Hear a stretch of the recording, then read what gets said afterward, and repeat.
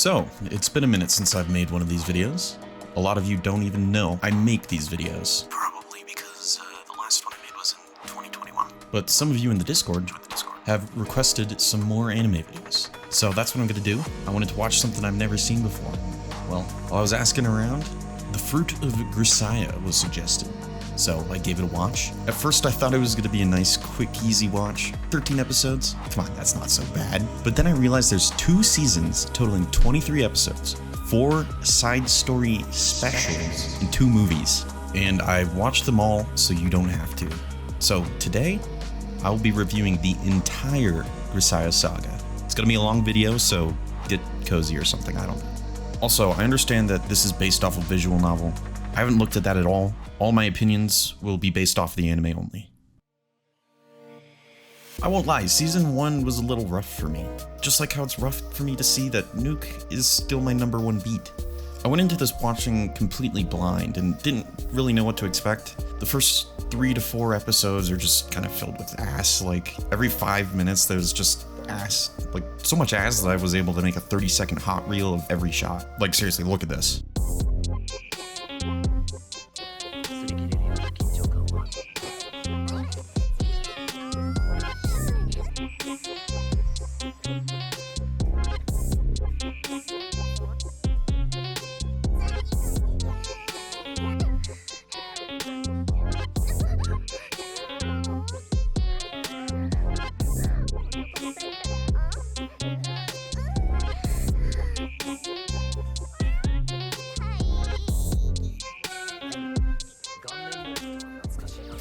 And there were surprise hits. Like, I fully did not expect whole entire anime mommy milkers to appear. But with that out of the way, we're introduced to the cast of the show, and I gotta say, it's exactly what you would expect. The main character is Rizmaster Yuji. And when I say Rizmaster, I mean it. Like, he literally tells this one girl that he'll kill her, and she still ends up liking him. The supporting cast here includes the maid, the child, the wannabe tsundere, the mean girl who always wants to kill the main character with a box cutter, but has a change of heart later, and then the horny one. It's just the classic harem cast that you've always loved and known. The one issue that I really had with them is that they didn't have enough screen time. I just wish there was a little bit more time spent on some of these characters. The 13 episodes wasn't really enough time to flesh out any of the supporting cast. There was an interaction in episode 3 between Yuji and Sachi that I thought was pretty funny and honestly quite relatable. Yuji forgets he agreed to having this shark pouch thing made, and I feel we've all been there before. It's moments when you're just too tired to care and just say things to seem like you're paying attention to the conversation. I don't know, I know I've been there. But everything during episodes 1 through 3 sort of felt like filler rather than setting up for a story. The anime really started at episode 4 for me. It's actually really cool. Each character has a dedicated episode to them, except for Amane and Makina, but I'll get to those two in a minute.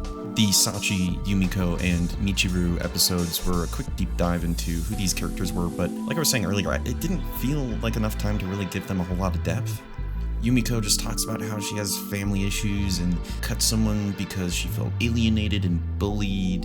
Sachi tries to blow up the school because she has to be a good girl. Michiru definitely had my favorite story because it was the most unique out of the 3. It deals with the topics of life and death, what it means to live your own life, and how to appreciate it.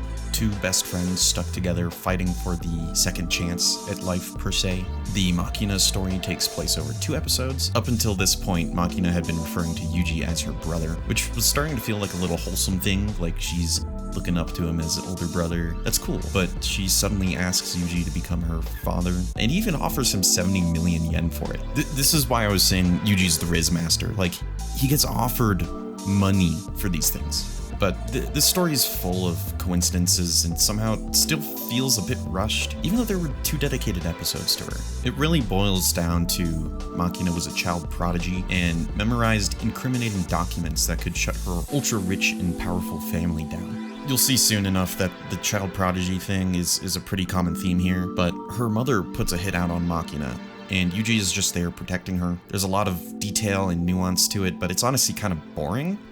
There was also this really, really unnecessary scene of Makina showing her love to her papa. It was very uncomfy. Anyways, some time before the hit was put out there, it was just Yuji training Makina to be a marine, learning how to fight and shoot, which I thought was a nice touch. It's exactly what you'd expect Yuji to do if he were an actual father.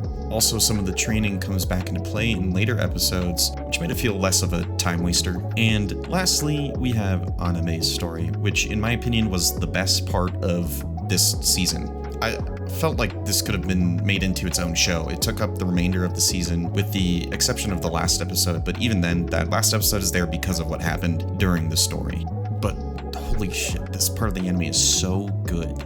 I found myself glued to the screen wanting to watch the next episode. Anime asks to be Yuji's girlfriend, and they talk about it. That's the boring part. Where it really gets interesting is when Anime confesses she knew Yuji's older sister, who had passed away in some horrific accident. She pulls out this notebook that recounts the story of her horrible survival situation. It's just so good. Anime and her class are returning from a basketball camp. They're driving down some mountain road and suddenly the bus just... Yeah. This is how Anime met Yuji's sister, Kazuki. And I really liked Kazuki's character. I think probably one of the better characters. She was really well written, unlike 90% of the others, and there's a lot of visual storytelling with her, so we actually get to see what a good person she is instead of us being told she is and having to just kind of deal with it. Now, a few of the students died in the crash, and most of them were injured. They are stranded at the bottom of the mountain and are met with a pretty difficult situation of surviving until they can get help. But it's okay. They have 3 days worth of food and water. What could go wrong? It's almost a slow burn story. The tension is there the entire time. People's wounds are getting worse, and they run out of food. They're all getting sick. At one point, the teacher goes off to try and find a way to escape the jungle they've landed in, and for some reason, he takes half of their rations with him. Like, this has got to be the dumbest survival strategy I've ever heard of. But yeah, that happened. The situation continues to get worse. They eat a dog. The teacher returns with no luck of finding any help. You know, a very useful venture he had. But all the while, Kazuki and Anime are just taking care of everyone the entire time, and the two of them get a really good bond over this. I just really like the dynamic that they had, but more students continue to die. The teacher goes to bury them, and, you know, luckily, while he's doing that, he finds a deer. Just so convenient. It's perfect, if you ask me. But hey, they love the stew that was made. However, in big brain move, Kazuki and Anime don't enjoy this deer stew. And whoa, what do you know? The deer was actually dead students all chopped up. This causes them to go crazy and just everything falls apart at this point. Kazuki wakes Anime in the middle of the night to make a run for it. Kazuki has known what's up for a while now and is just trying to save her friend from the same fate the other students fell to. The teacher and the basketball captain... There's a big chase so that the other surviving students can kill and eat Kazuki and Anime, but in the end, Kazuki sacrifices herself to let Anime live. It was a nice way to tie up that storyline. This was the best part of the anime so far. I'd say it's worth watching this just for this little arc alone. That being said, it leads to the last episode, which kind of fell flat for me. One of the students who died during the survival, the basketball captain, yeah, their father decides to show up and exact his revenge on Anime, the only survivor of the accident. It really just lacked the same tension that was just shown in the last few episodes, and it didn't do it for me. Obviously, it being the last episode of the season, you'd expect a better send-off, but it just wasn't there.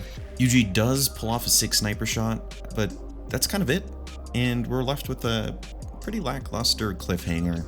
Season 1, I'd say 7 out of 10, would recommend. Not the best I've seen, definitely has its ups and downs. Okay, so you guys are probably wondering why this video took so long to get out. There are a couple reasons. I'm not going to dive too deep into it, but just work stuff came up. Couldn't work on the video, and when I did try to work on the video just recently, I found that all of my files were corrupted. So I had to dig around and recover a bunch of things, and that's where we are now. Unfortunately, I've lost so much work. I'm kind of just done with this. So I'm putting out what I've done, and I hope you guys have enjoyed it. Let me know if you want to see more of this, because I can always go back and rework it. But that's it. I hope you enjoyed. Leave a like, comment, subscribe even. And I'll see you guys in the next one.